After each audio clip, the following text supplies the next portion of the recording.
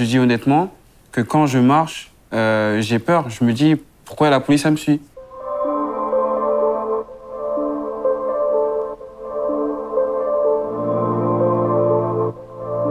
Entre la police et les quartiers populaires, il n'y a pas de dialogue. Quand on est vierge, on te met la pression. C'est le cliché. Ouais. On nous infantilise beaucoup vis-à-vis du fait qu'on joue aux jeux vidéo. Moi, c'est ce qui m'énerve le plus, c'est les gens qui parlent sans savoir. Apparemment, on est tous sportifs en banlieue. Quand je lui ai dit j'ai été violée, il m'a dit « Oh, c'est qu'un coup de bite. » Moi, je suis Christopher Agostino. Donc, j'ai aujourd'hui 23 ans. Je suis d'origine congolaise, mais je suis avant tout français. J'ai grandi dans la banlieue nord de Paris, donc à Villiers-le-Bel, dans le 95 très précisément. Je m'appelle Emriog, j'ai 25 ans et je suis issu du quartier du Plan d'Aou à Marseille. Je m'appelle Aurélie, j'ai 33 ans. Je vis dans le 93 depuis l'âge de 5 ans et je suis masseuse bien-être. Je m'appelle Johan, j'ai 23 ans, je suis étudiant en communication et je viens de Massy dans le 91. Alors je m'appelle Safia, j'ai 25 ans, je suis créatrice de contenu et j'habite en Seine-Saint-Denis. Je m'appelle Shaynès, j'ai 20 ans, j'habite à Nanterre et j'étudie l'histoire à la Sorbonne. J'ai aussi cofondé le projet Plume Banlieue.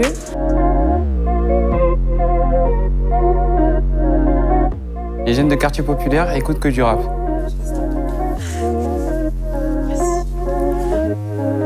C'est totalement faux. Je peux autant écouter du rail algérien que écouter des divas égyptiennes. En fait, on écoute de tout, même de la musique turque, j'en écoute. Donc c'est faux, c'est totalement faux. Ouais, je suis clairement d'accord. Et je trouve que c'est encore... c'est un cliché qui nous limite encore et qui nous fait penser qu'on est tous, qu'on n'a pas de profils divers, qu'on écoute, qu'on est cantonné toujours à faire les mêmes choses, à avoir les mêmes profils, alors que voilà, si j'ai envie d'écouter du Vanessa Paradis, c'est la même chose, quoi. Et si je peux dire aussi que en France, on a une facilité à caractériser le rap comme uniquement de la violence. C'est d'une manière aussi qui nous renvoie à une image de haine ou un sentiment d'anti-France. Aujourd'hui, on vit dans un monde où on écoute un peu tout type de chansons, tout type de tonalité musicale. Et un peu pour voir avec le rap version marseillais, aujourd'hui, par exemple, on a du Jul qui fait complètement autre chose. Initialement, il avait commencé avec le rap. Et ça montre aussi un peu que le rap a évolué dans le sens où on écoute plus de la musique qui est plus intéressante à nos oreilles qu'une culture spécifique par rapport à l'endroit d'où on vient. De toute façon, maintenant, tout le monde écoute le rap. Hein. C'est devenu le premier genre, c'est la nouvelle variété. C'est la nouvelle variété. Ouais. Mais quand je me suis intéressée au rap, au début, j'étais souvent des choses assez sexistes ou misogynes, mais en fait, c'est juste une petite partie de tout ce qui est proposé. Et quand on se plonge dedans, on se rend compte que c'est des choses qui peuvent... C'est ce que je trouve beau, en tout cas, dans le rap, c'est que ça peut nous rassembler. Et c'est ça qui m'a touchée, qui m'a donné envie d'écouter ça. Donc, c'est loin d'être uniquement quelque chose qui va être péjoratif ou anti-France ou quoi que ce soit. Moi, ce que je voulais dire, du coup, c'est que j'ai l'impression d'entendre dans ce cliché qu'il existe une sous-culture, en règle générale. Oui. Et que donc le rap vaut peut-être moins que d'autres styles de chansons, de musique. Et que du coup, en plus, tout ce qui est sous-culture serait attribué aux quartiers populaires et à ces villes qui sont extérieures des grandes villes. Pour rebondir sur ce que tu dis, je trouve que souvent, dans la critique du rap, en tout cas qui se fait par les élites, c'est souvent un mélange de classisme et de racisme, en fait. Quand quelqu'un me dit « j'aime pas le rap » catégoriquement, c'est qu'il y a quelque chose qui s'y cache, quoi. Après, pour moi, ce que je peux souligner aussi, c'est que le rap et les rappeurs décrivaient une certaine réalité qu'on pouvait avoir dans nos banlieues et dans nos quartiers ou dans nos villes, ou peu importe, hein, une certaine réalité que... on va dire, les élites, comme tu dis, refusaient de croire. Donc, c'est peut-être un rejet de cette réalité qui met en avant en décrédibilisant le rap. Dans les quartiers populaires, il n'y a rien à faire.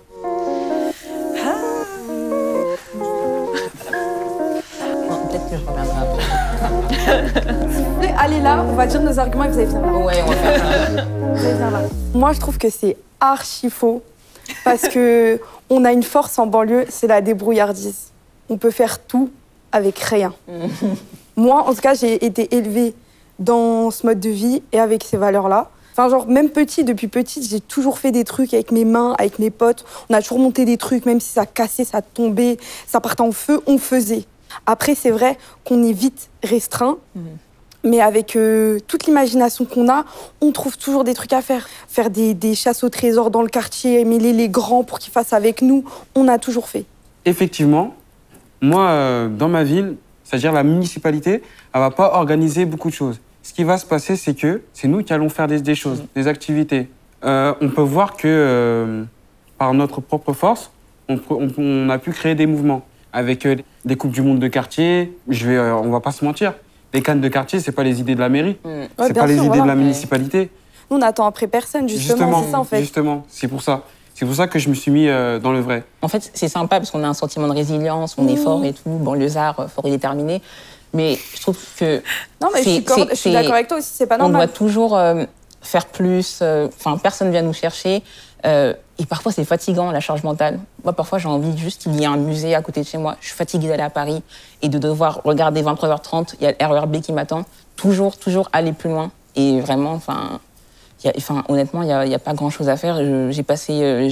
dès que j'ai eu ma carte Navigo, pour moi, c'était le Saint Graal. Je me suis dit, je vais enfin pouvoir... j'ai commencé... C'est à 18 ans que j'ai commencé réellement à aller au musée, à sortir. J'ai la chance d'être dans une ville du 93 depuis... quasiment 30 ans, j'ai toujours connu une vie culturelle hyper riche. J'avais pas besoin, en effet, je suis allée sur Paris, à part quelques petites sorties avec mes parents, sinon on restait dans le coin, en fait, parce qu'il y avait tout ce qu'il faut. Une bibliothèque qui, des années après, est devenue une immense médiathèque. Il s'est construit un immense théâtre juste à côté qui accueille toujours d'ailleurs plein de spectacles, de shows, etc. Il y a le festival de films franco-arabes et il y a des rencontres avec les réalisateurs, etc. Alors qu'on est dans le 93. C'est une réalité du fait que selon les endroits, il y a très peu de moyens, mais il faut aussi dire qu'à certains endroits, il y a plein de choses qui se passent. Il y a une ville culturelle hyper riche proposée portée par nos élus. En fait, comme on est en train de le dire là, ça dépend des communes et des municipalités.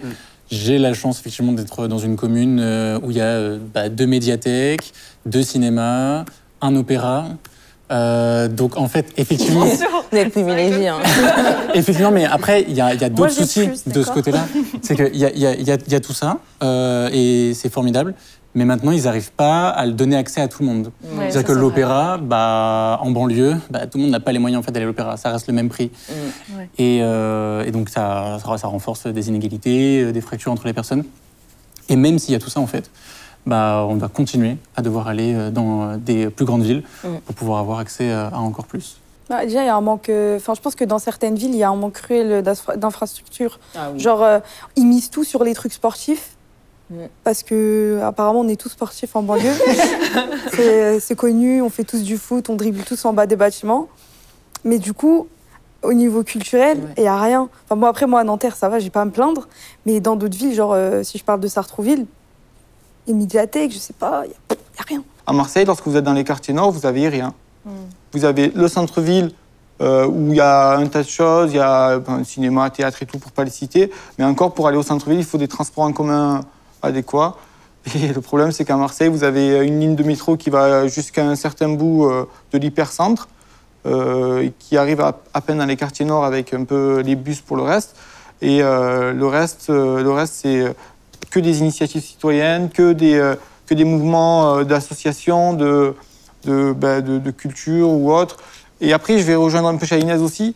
On a l'impression que même s'il y a énormément d'activités qui se font, par exemple l'été à travers les événements sportifs et autres, on a l'impression que c'est que des événements sportifs souvent liés à la jeunesse, alors que l'accès à la culture, je pense que devrait être primordial parce qu'on n'a pas les mêmes chances. Entre la police et les quartiers populaires, il n'y a pas de dialogue. Si on parle aujourd'hui, ouais, je vais mettre là. Genre, actuellement, ouais. Moi, quand mon père, il me raconte... à l'époque, genre dans les années 80, comment ça se passait avec la police dans son quartier, dans sa cité. Genre, eux, ils connaissaient très bien les prénoms des agents. Les agents connaissaient les situations familiales des habitants. Enfin, il y avait plein de choses comme ça qui entraient en compte. Actuellement, Moi, des agents de police dans ma ville, j'en connais peu. J'en vois beaucoup, mais j'en connais peu. C'est toujours des nouvelles têtes, je sais pas d'où elles sortent, des nouvelles brigades, toujours. Et ils ont une façon de nous aborder que je trouve ultra brutale. Enfin, pour des fonctionnaires d'État, je trouve ça pas normal. Enfin, en plus, je sais, enfin, surtout quand des fois c'est pour des choses inutiles. Ils nous voient poser un arrêt de bus, ils nous demandent ce qu'on fait. On attend le bus. En fait, il y a une distance entre la police et les jeunes maintenant, parce que eux, ils ont pas conscience de la colère des habitants, et nous, on n'a pas conscience de tout ce qu'ils font au quotidien aussi. Enfin, je sais pas comment dire, mais il y a une fracture, il y a un truc qui est brisé. Y a un truc et du coup, c'est pour ça que moi, je trouve que les rapports entre police et habitants, elles sont vraiment très tendues, et ça, en fait, ça peut vite dégénérer. En tout cas, moi, quand je vois la police, je sais qu'on fait tout pour que rien ne froisse les agents de police, parce qu'à tout moment, il y en a un, il se prend quelque chose. Alors que moi, mon père, quand il me raconte, même ma mère, il me dit, mais la police, c'était la famille, ils venaient manger à la maison. Je dis, quoi? Enfin, genre, pas du tout le même rapport. Je sais pas pour vous. Moi, aujourd'hui, je vais vraiment prendre pour la situation d'un homme comme moi aujourd'hui. C'est-à-dire noir, avec on semble jeter des fleurs avec une petite carrure imposante. Petite carrure imposante, une barbe. Du moment où je vois une voiture de police derrière moi, je me dis, ah, là, il y a des chances que je me fasse contrôler. Pareil pour la police, je pense qu'eux, ils se disent quoi? Ils se disent que, OK, ici, c'est chaud. Tout le monde sait que c'est chaud. Eux, ils sont chauds. Nous aussi, on doit être chaud. Donc, non, c'est une vérité. C'est une vérité. L'atmosphère, elle est chaude. Je pense que nous, on a peur de ce qui peut se passer. On veut pas les froisser. Et eux aussi, je pense que ils ont une certaine peur, c'est-à-dire qu'ils se disent qu'on est dans un endroit chaud, donc faut qu'on gonfle. Faut pas qu'ils essayent de nous prendre de force ou autre chose, alors que on n'a rien fait, on va rien faire. J'ai jamais été victime de bavure policière ou autre chose, mais je touche du bois. Je touche du bois à l'heure où on est. Mais je dis honnêtement que quand je marche, j'ai peur. Je me dis, pourquoi la police, elle me suit? Je me dis, elle me suit. En fait, moi, je l'ai vécu avec un certain recul parce que je suis pas un homme non blanc.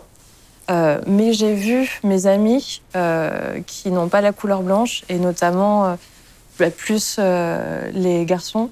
Au fur et à mesure qu'on grandissait, moi, je subissais en tant que femme du harcèlement de rue, mais eux, de leur côté, subissaient ce que toi, tu subis, ou même toi. J'ai l'impression que notre génération et la nouvelle génération des policiers, vous payez les conséquences d'une fracture qu'il y a eu, où tout le monde est sous tension. Et le dialogue est rompu, et donc tout le monde a peur de tout le monde. C'est l'histoire de l'œuf ou la poule. On en est là, quoi. Aujourd'hui, à Marseille, ce qui se passe, c'est que dans certains quartiers, la police, elle ne peut pas rentrer.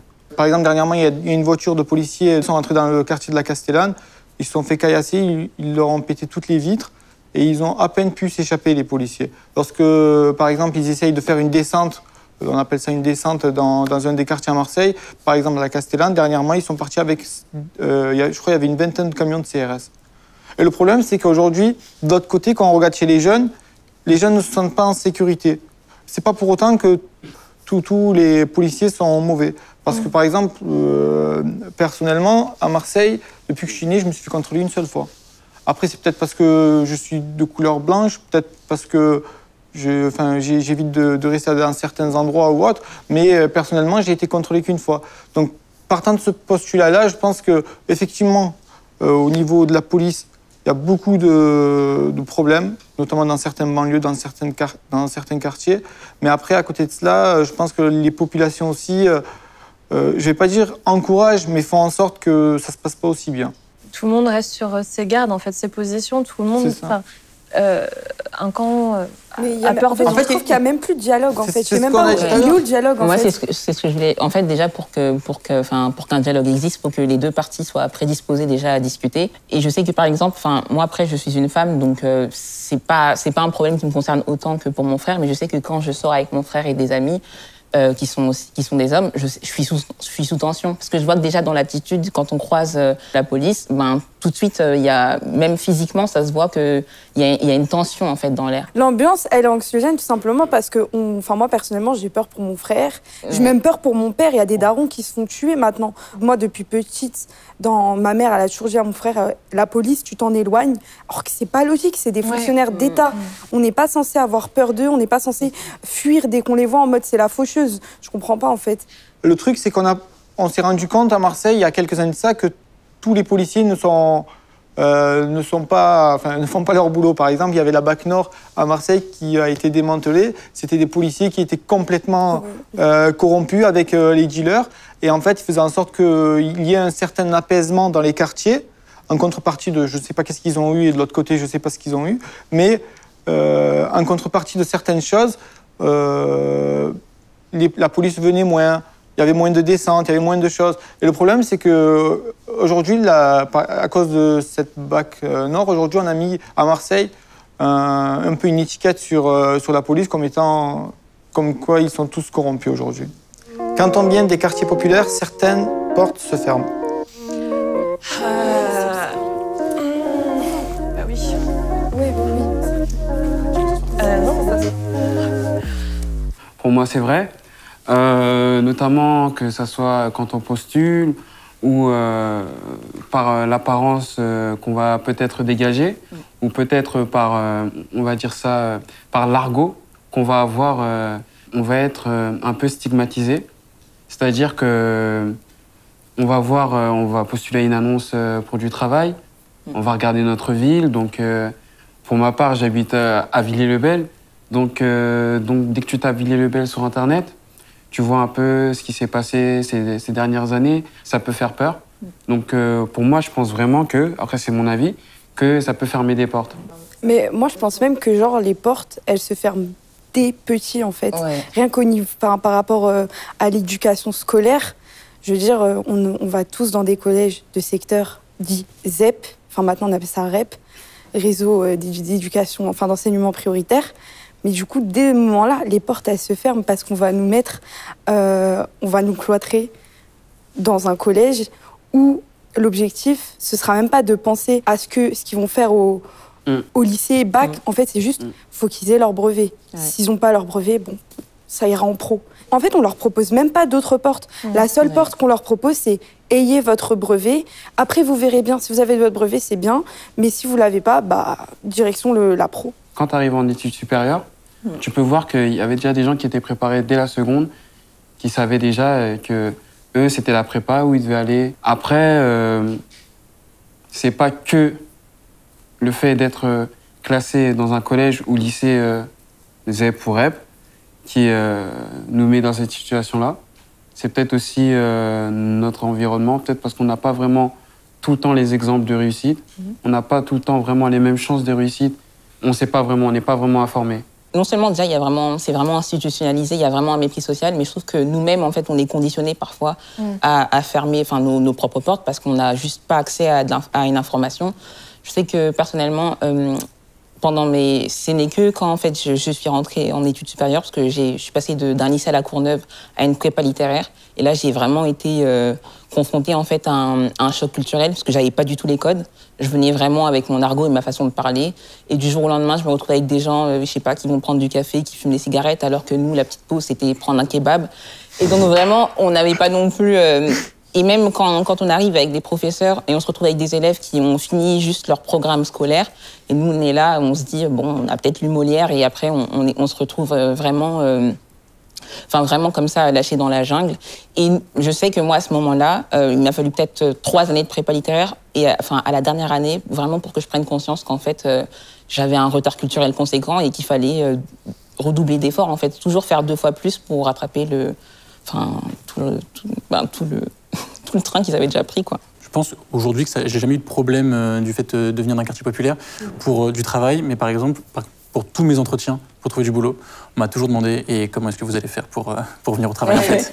Parce que vous habitez là, et donc c'est quoi votre trajet? C'est quoi les trains que vous prenez? Et c'est pas trop long, vous êtes sûr que vous allez assumer? Alors que t'as l'habitude. Ouais, des portes peuvent se fermer, mais si nous on se donne les moyens, c'est-à-dire de se lever plus tôt pour prendre le train pendant plus longtemps, normalement ça devrait le faire. Et donc, mais voilà, il y a cette peur souvent de l'employeur. Moi, à chaque fois, ça a été cette question-là. C'était la question principale. Avec tout ce que j'ai entendu, j'ai quand même envie d'aller un petit peu là pour. Est-ce que je vais réussir à expliquer pourquoi je vais de ce côté? C'est malheureux à dire, mais je pense qu'il y a moins de problèmes quand on est blanc que quand on n'est pas blanc. Quand on est issu des quartiers populaires. C'est-à-dire que quand on présente bien, tout d'un coup, ils revoient un peu leur jugement. Je sais que moi, les portes qui pouvaient éventuellement se fermer, c'était quand sur le CV, je devais marquer d'où je venais, au-delà de la distance. Il peut y avoir, malgré le fait que je sois blanche, il peut y avoir ce cliché de... Est-ce qu'elle va bien, elle va parler comme il faut? Est-ce qu'elle va bien présenter? Mais heureusement, j'ai un prénom un peu typé français. Des portes peuvent se fermer, mais je pense qu'on peut tous se donner une chance en essayant de rentrer par la fenêtre dont la porte est fermée.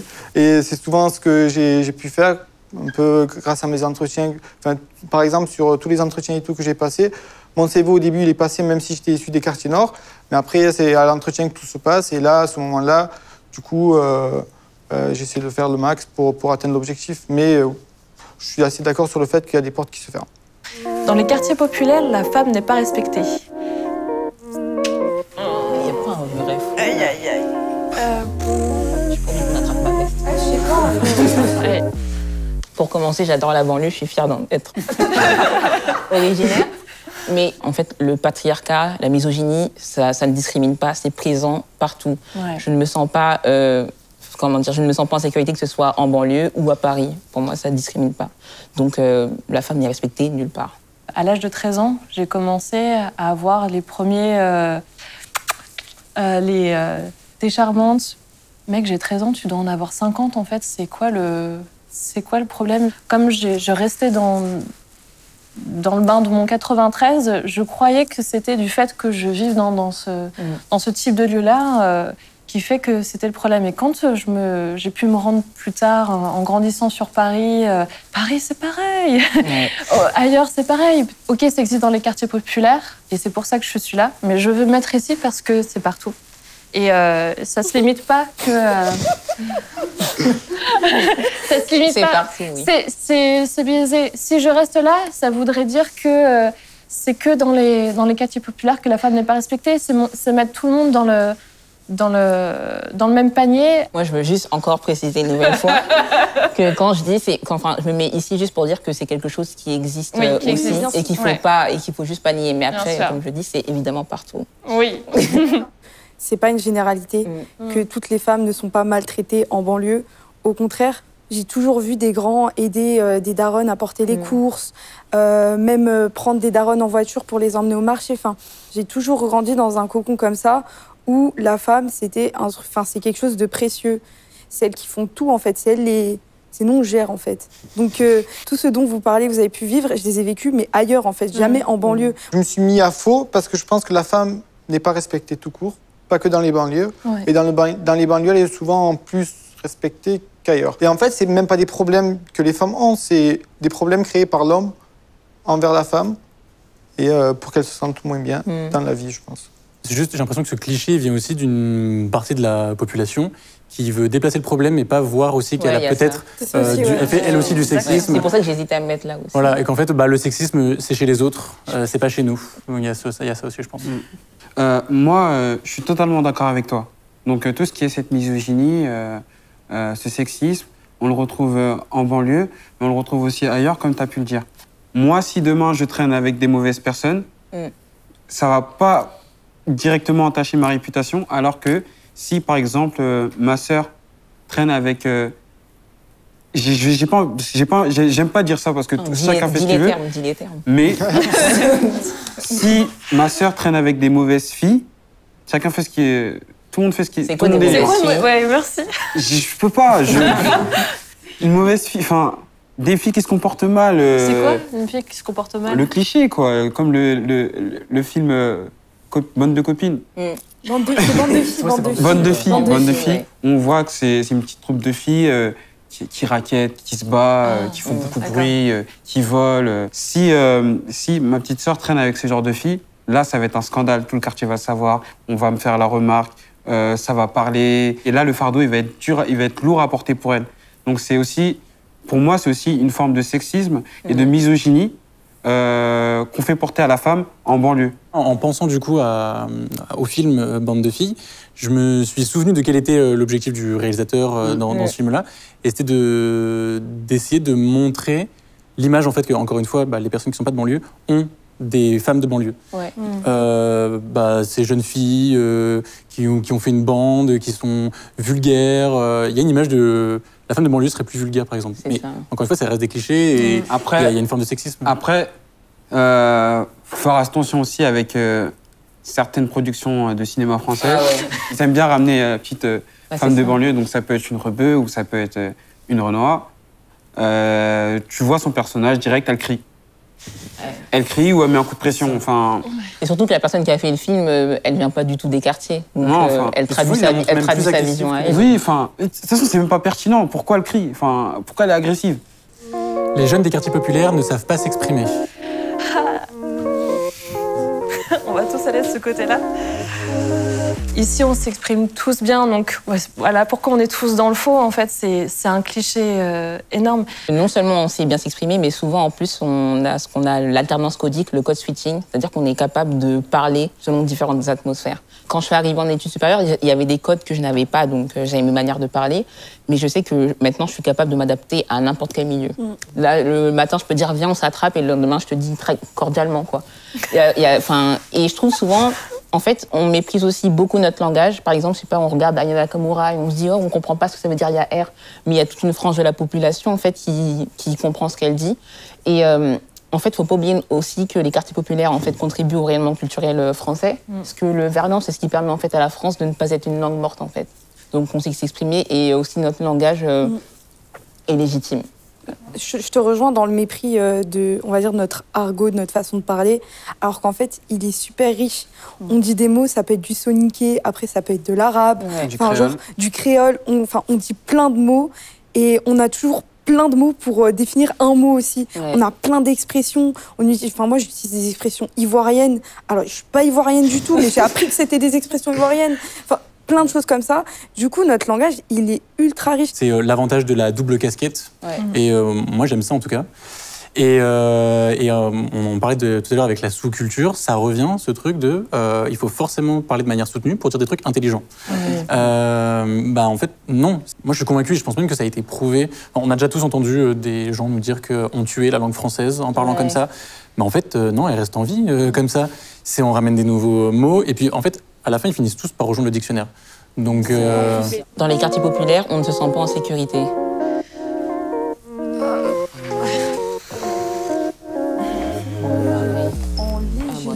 Souvent, petite, je me sentais emprisonnée par tous ces bâtiments.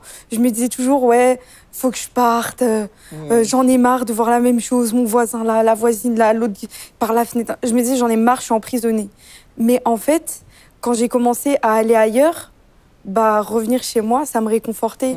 Et du coup, je me sens en sécurité, en fait, avec tous ces... C'est bizarre de dire comme ça, hein, mais avec tous ces bâtiments, tout ce béton autour de moi, je me sens en sécurité. Parce que je sais que c'est chez moi, que ça limite, ça m'appartient. Genre, je veux dire... je sais pas comment expliquer ça. Je me suis mis directement au niveau du vrai, parce qu'à Marseille, aujourd'hui, on a un problème qui est le trafic de drogue. Et ce trafic de drogue, malheureusement, a pris des vies à des innocents. Et de ce fait, j'ai perdu un ami très proche, alors qu'il n'avait strictement rien à voir, avec aucun problème avec la police. Et en fait, après manger, il était parti boire un verre dans une association sportive. Et ce qui s'est passé, c'est qu'il y a une personne qui est rentrée là, et il s'est pris 2 balles perdues, il est parti. Et il est parti d'une manière que pour nous, qui est toujours inexpliquée. De ce fait, aujourd'hui, on a un sentiment d'insécurité déjà à cause de tous ces trafics-là. Et en plus de ça, aujourd'hui, quand, par exemple, les policiers arrivent dans certains quartiers, ça fait en sorte qu'on soit encore plus fébrile. Parce qu'on se dit, d'un côté, il y a des trafiquants qui sont en train de faire leur business. De l'autre côté, il y a des policiers, par exemple, qui viennent de rentrer dans le quartier. Et ce qui fait de nous en plein milieu. Et ce qui se passe, c'est qu'aujourd'hui, nos libertés, je pense qu'elles sont un peu contraintes à cause de tout ce qui se passe sur ces quartiers-là. Moi, par exemple, mon expérience, donc en tant qu'homme gay, par exemple, forcément que je vais me sentir par moments moins en sécurité dans les banlieues par rapport au fait que je trouve que c'est mal éclairé. Dans la rue, on est tout le temps tout seul en fait quand on rentre la nuit. Et les gens dorment en fait, ils sont chez eux. Et je me dis s'il m'arrive un truc là, y a personne qui va m'aider et de toute façon ça va même pas se voir. Il y a pas de caméra, il y a pas de lumière et ça peut mal finir. Mais j'ai hésité parce qu'en fait les seules agressions que j'ai pu avoir dans ma vie, c'était dans des grandes villes, Paris, Nantes, Madrid, Barcelone. Et ça n'a jamais été en banlieue. Mais j'ai encore cette croyance, en fait, qu'il pourrait m'arriver un truc en banlieue. Alors que c'est toujours pas arrivé, en fait. Ça fait 23 ans que je vis dans la même banlieue. Ça fait 20 ans que je vis dans la même ville. Et vraiment, je me suis jamais sentie vraiment en insécurité. Et je trouve souvent que ce sentiment-là d'insécurité, c'est souvent quelque chose qui est nourri de l'extérieur. Faut vraiment pas connaître la banlieue pour dire « Ah, c'est dangereux ». Et à chaque fois, on me demande « Mais ça fait quoi de vivre en Seine-Saint-Denis ?» et tout, parce que j'ai eu accès à un enseignement d'élite, quoi. Et vraiment, il s'est jamais rien passé. De toute façon, c'est un dortoir. Donc vraiment, je rentre, il y a personne dans la rue. Et souvent, après, c'est vrai que les institutions jouent vraiment avec ce truc-là. Ils font des immersions de 30 minutes dans une cité. Et tout de suite, ils viennent nous parler d'insécurité. Et c'est vrai que quand on a un président de la République qui vient nous dire qu'il faut nettoyer les banlieues au Karcher, c'est vrai que il y a vraiment de la confusion qui se crée, surtout quand on ne connaît pas. Pour réussir, il faut quitter le quartier. Moi, je le déteste, ce cliché, parce que j'y ai beaucoup pensé, en fait, étant jeune.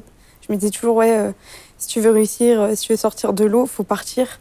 Alors que, en fait, c'est ultra faux, parce que autour de moi, j'ai vu plein de personnes mener des carrières tout en restant encore au quartier et tout en transmettant tout ce qu'ils ont appris à des gens, aux gens du quartier.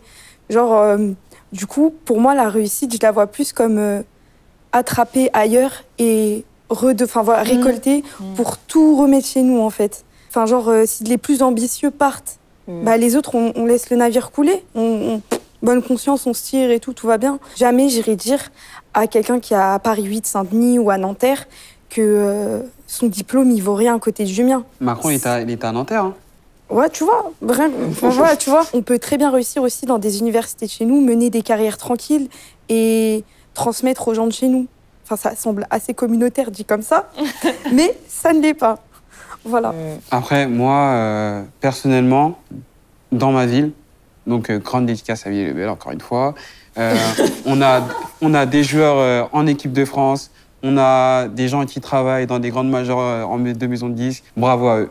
Voilà. Je me suis mis là, tout simplement pour une seule raison, en fait, c'est que tout mon travail, je l'ai toujours trouvé sur Paris. Je peux difficilement en trouver en banlieue parisienne, sur mon secteur d'activité. Donc c'est uniquement pour ça que je me mets là, alors que je rejoins pourtant tous vos avis. Je pense que c'est important de souligner ça. Nos banlieues ont du talent aussi. Mais en fait, parce que je suis parti du principe que une personne qui va naître en banlieue et qui va vraiment faire que de la banlieue, je veux pas dire qu'elle peut pas réussir, mais c'est que, en tout cas, moi, mon expérience, j'ai dû aller chercher des outils à l'extérieur à un moment donné. Que ce soit dans certaines universités, dans des écoles, dans des relations humaines. Il a fallu que que je sorte de cette zone de confort. Voilà, j'ai l'impression qu'il faut en sortir et pour aller récupérer, en fait, ce qu'on n'a pas là où on est déjà de base, en fait. Moi, j'estime que si, il y a des ressources en banlieue, mais j'ai l'impression que c'est comme le plafond de verre pour les femmes. C'est qu'à un moment donné, on va être confronté à quelque chose, en fait, où ça bloque et que quoi qu'il arrive... Moi, j'ai vu des entreprises qui remettaient en question des diplômes parce que l'université n'était pas de la Sorbonne ou Assas et que c'était une université qui était plus en banlieue. Donc, c'est comme si ça allait moins valoir. Alors que l'université Paris-Sud, donc la plus proche de chez moi, c'est une très bonne université également. Enfin, moi, j'ai pas eu de problème. Par exemple, à Marseille, dans les quartiers nord, pour étudier, vous n'avez rien. Mis à part faire un bac pro ou un CAP, toutes les universités sont soit au centre-ville, soit à Aix. Donc, j'aurais pu me mettre là dans ce sens-là, où je suis obligé de sortir pour faire quelque chose. Je sais pas c'est quel gouvernement qui a dessiné les plans, qui ont amené ça. Parce que si Sciences Po c'était à Évry, la question elle se poserait même pas. D'après la question, elle aurait été retournée. Et pareil pour les entreprises, hein, parce qu'il y a beaucoup d'entreprises, c'est-à-dire sur Paris Intramuros, après sur la petite couronne, mais quand tu te déplaces sur la grande couronne, t'as plus vraiment de choix. C'est pour ça que pour toi et même pour moi, à chaque fois j'ai été obligé de m'exporter. Donc c'est pour ça qu'au début on disait que notre quotidien, ça nous fait pas peur de prendre les transports, donc de faire 1 heure de transport pour aller travailler, puisque dès le début, on a été confronté à ça. Et dès le début, c'était comme ça, et ça a été dessiné comme ça. Moi, personnellement, depuis petite, on m'a toujours dit qu'il faut faire 3 fois, 4 fois plus que les autres. Et jusqu'à maintenant, ça reste une grosse pression, je pense, je sais pas pour vous. Mais moi, je me dis, dans ma famille, on a fait beaucoup de sacrifices. Donc, c'est pas, je suis en mode... la seule bouée de secours ou quoi, mais il faut que je réussisse. Quel que soit le domaine où je vais aller, il faut que je réussisse à avoir quelque chose de stable où je pourrais relever tout le monde de l'eau, quoi. Du coup, moi, je me suis mis aussi très tôt cette pression à l'excellence, mais après, je pense qu'aussi, des fois, quand on est enfant d'immigrés, il y a aussi un autre truc. Et très tôt, en fait, j'ai commencé à adopter en fait, des techniques pour pouvoir justement quitter le quartier. Donc, je me souviens, par exemple, au collège, j'ai tout fait pour essayer d'aller dans un lycée parisien. Bon, si j'ai fait latin, le plan a échoué, donc j'ai fini à la Courneuve.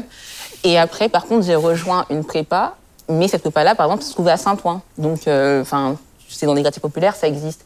Et il y a vraiment des vraies plateformes qui existent maintenant. Après, c'est vrai qu'il faut composer et ça... Et justement, ça, encore une fois, c'est des grandes chez nous qui sont allées récupérer ailleurs pour amener chez nous, par exemple. C'est comme ça qu'on arrivera à faire bouger petit à petit les choses à notre moindre échelle. C'est ça, peut-être les générations d'après qui bénéficient. C'est ça, et il faut qu'on continue à faire ce que des grands ont fait pour nous, en fait. Oui, clairement.